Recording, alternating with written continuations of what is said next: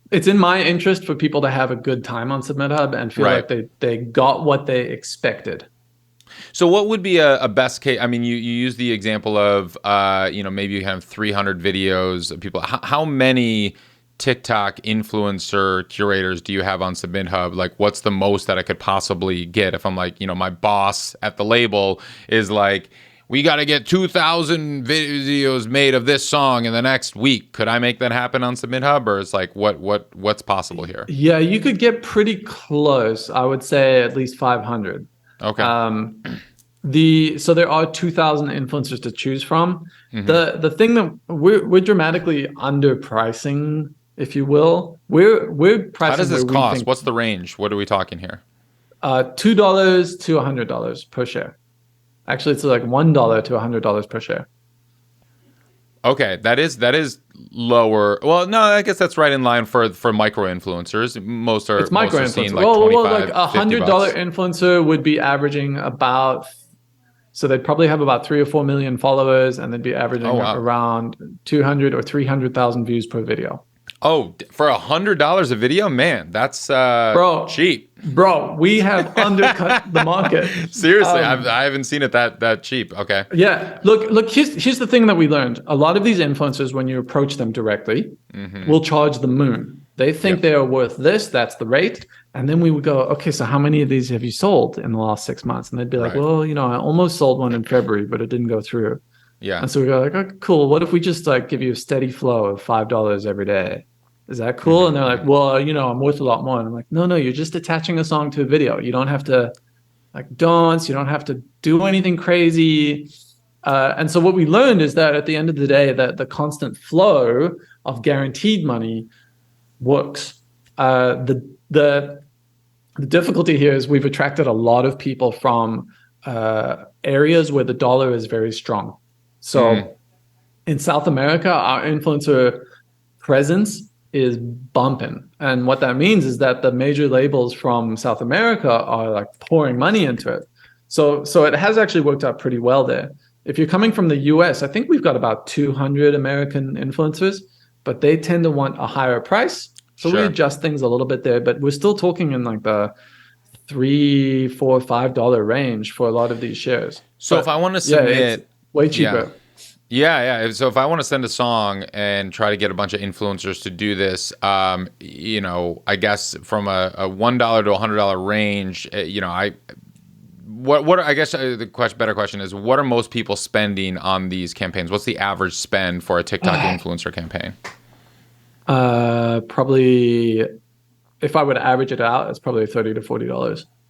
Oh, but that would only get a few influencers, right? Right. Maybe it's a lot of independent. So a lot of people come on SubmitHub with smaller budgets. They're tiny independent artists. And so they're using these smaller numbers. When UMG comes along, they're probably spending around 1,000 to 2,000 credits for each submission. Is a credit $1? What does a credit equal? But these, so the price goes down as you buy in bulk. So you can buy 100 credits for $80. So that's 80 cents a credit. Okay. And there are tons of coupons floating around. Okay. So people can take advantage of those. Like we just had a Black Friday deal, which is 20% off. Anyone who joins gets 10% off. We just ran a big deal with Symphonic lately where they were hooking up a discount for anyone who visited their starter website and checked it out. Yep. So there's always coupons floating around, but roughly, 1,000 credits, it's gonna be about 800. Actually, no, it's cheaper when you buy that many. $780. So got it. Okay. Yeah. Look, the big thing here, as I pointed out, like there's two things: fill your feed, pay people to do stuff. At the end of the day, they're micro influencers. We are not one of these big agencies charging $2,000 per share. Right. But in terms of the steps we've taken a lot of the lessons from the curator side in terms of policing and making sure people are behaving. And applying that to the curator side to make sure they're sharing the right song, they're not taking their videos down, their songs are at least 10 seconds long, that type of stuff. So yes, quality it's decent. Yeah. But like don't expect the moon. You're paying someone $3 to actually just use the song. Yeah. I mean, and have you noticed a dip once TikTok launched the official creator marketplace, which is essentially this, just now under the umbrella of TikTok? Not even slightly. Not even slightly. So two reasons. Number one, they're dealing with much bigger price tags. Okay. They're talking thousands of dollars per share. And then I did actually meet with someone at TikTok in earlier this year, and he sort of didn't know SubmitHub was doing the influencer game. And when I told him about it, it was a friend from school, and I told him about it. He's like, "Oh my God, thank God you're doing this, because we loathe working with influencers."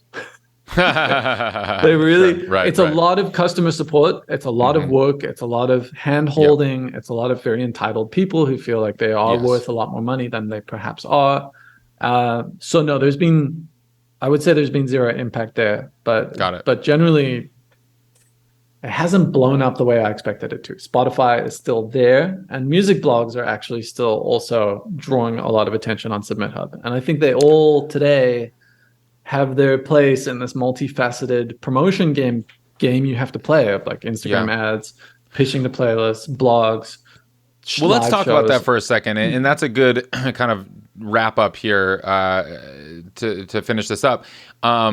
What is the current state in your eyes of blogging, and why? I know you started as a blogger, and you started, with Indie Shuffle, and I know that you love music blogging. And that's like one of your passions. But I'm curious what you think the state of blogging is right now, the purpose of it for artists on the artist side, but also what you're seeing as you have bloggers there, and is it even worthwhile for an artist to spend money to get somebody to review, to post about it or whatever? Just give me your whole thoughts on it. Okay, it's obviously changed, right? Back in the Hype M glory days, blogs were kingmakers and queenmakers, and if you hit number one on Hype Machine, you were going to get booked to play a show. For those who don't know, Hype Machine was keeping track of what all the blogs did, and it was the chart that you went to for that info. That is a long time ago. That's like 10 years ago. It's crazy. Yeah. And today, blogs hold a different place. So perhaps an interesting starting point is to think about the way that we approach our new blog applications. So when a new blog applies to join SubmitHub, we are looking for genuine interest in writing about music. So we're looking for blogs that have been around for at least 6 months. When they write their blog posts, they're actually putting content in. They're not just chucking up a bunch of songs.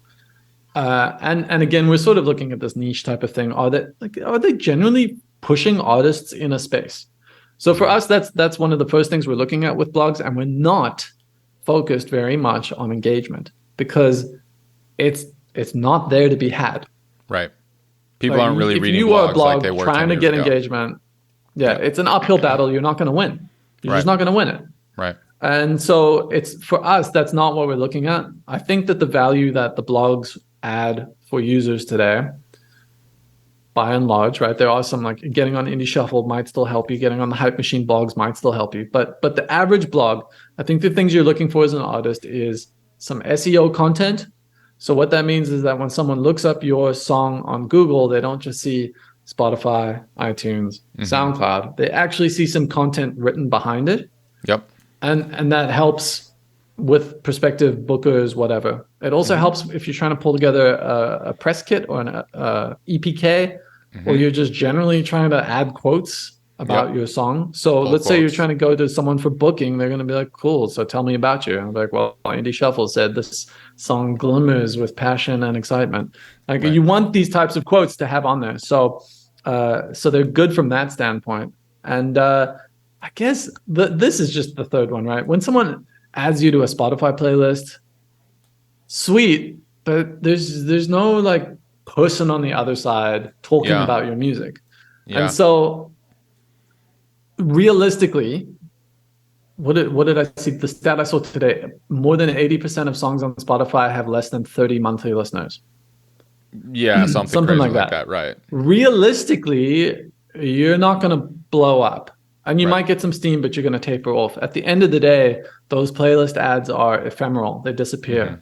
Those Instagram stories will disappear. All of that disappears. Blogs tend to stick around for in my case, more than a decade.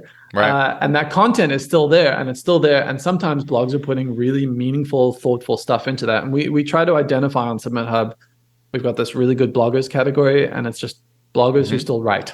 That's essentially what it is. Yeah. So for me, blog posts have shifted from you can't go into it thinking that they're going to push you and make you big or get you an engagement. I think it is more about this multifaceted package that you have to create today as an artist, and thinking about how that's going to help push your ultimate goal. So if it is booking shows, you need to make sure that your Spotify doesn't look dead, but you don't need to blow up on Spotify. You need to make sure that your social media doesn't look dead, but you don't need to blow up on social media. You need to have some content if someone searches you and some pull quotes for your press. So it's just like getting these little bits lined up and putting them into place. And I'm a strong believer that you have to go at it from many approaches. Like, I do not advertise SubmitHub as the one-stop shop, right? It is not people ask me for success cases, like name artists who've blown up because of SubmitHub, and I cannot honestly sit here and tell you that an artist has blown up because of SubmitHub, because that's just not the way it works. Sure. Like you can help artists get the steam rolling, but they're doing other stuff on the side, and they're making awesome music, and like it's a complete package. So blogs fit into that complete package. That's it.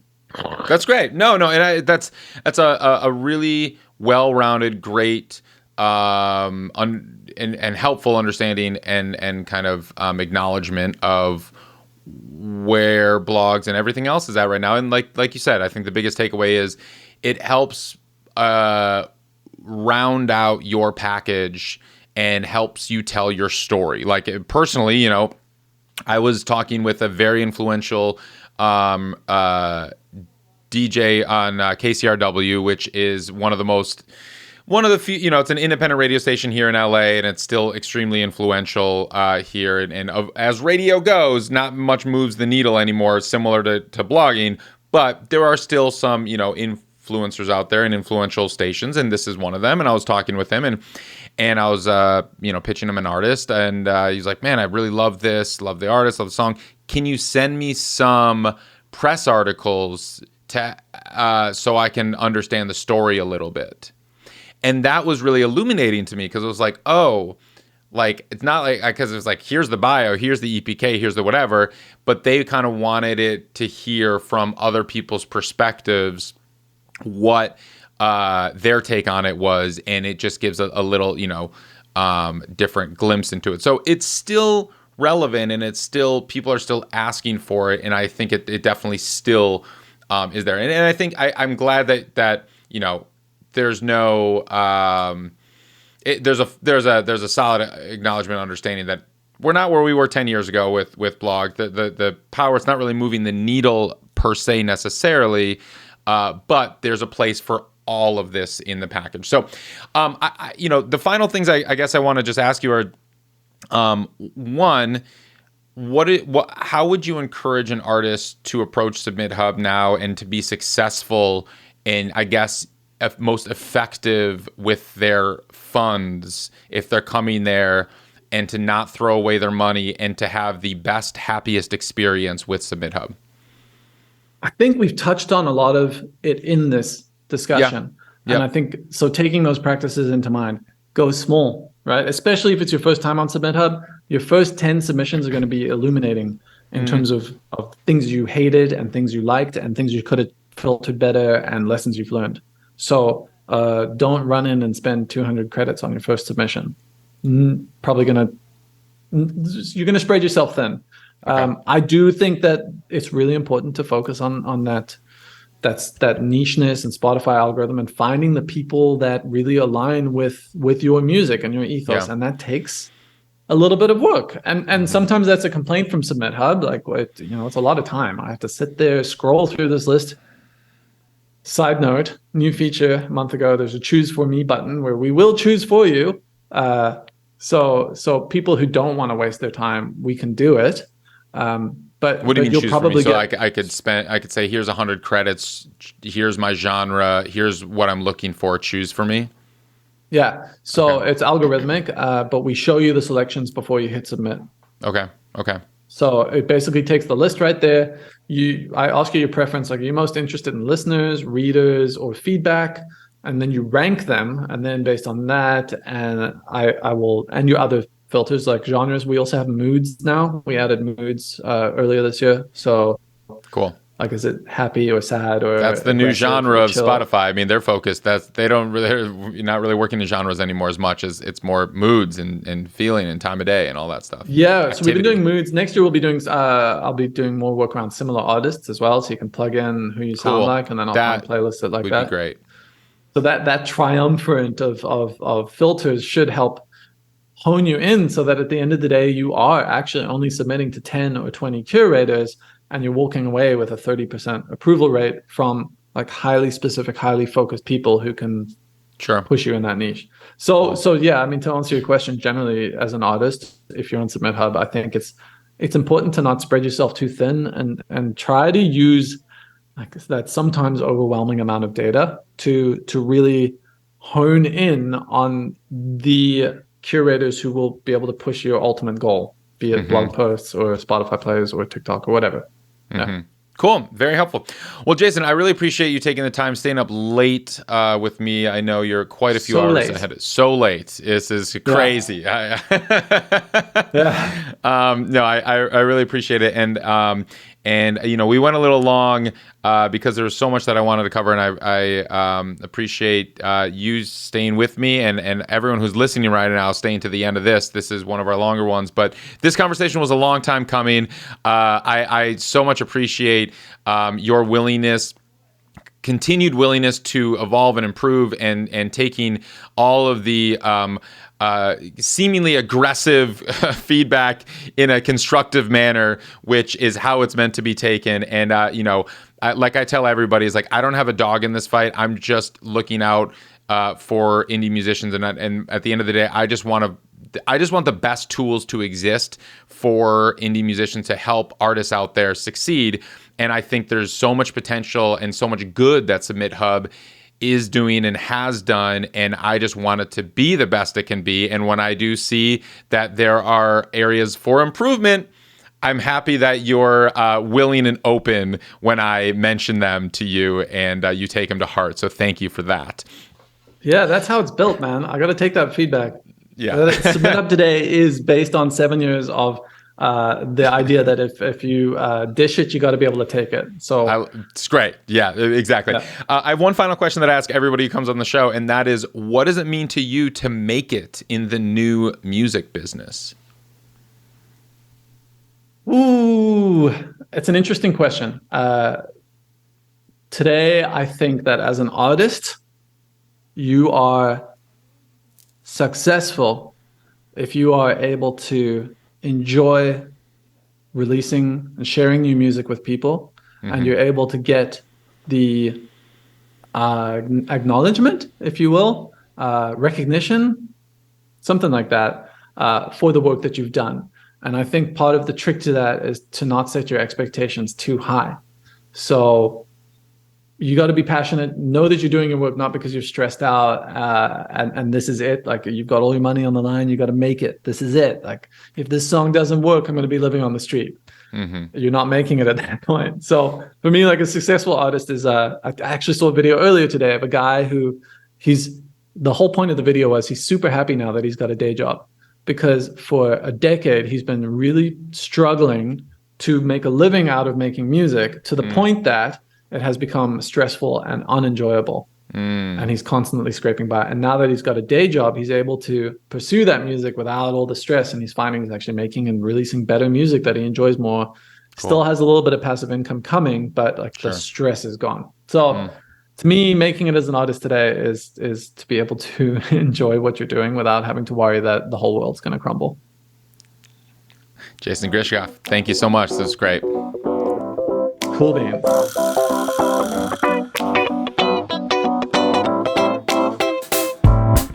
Today's episode was edited by Maxton Hunter, theme music by Grassroots District, and produced by all the great people at Ari's Take.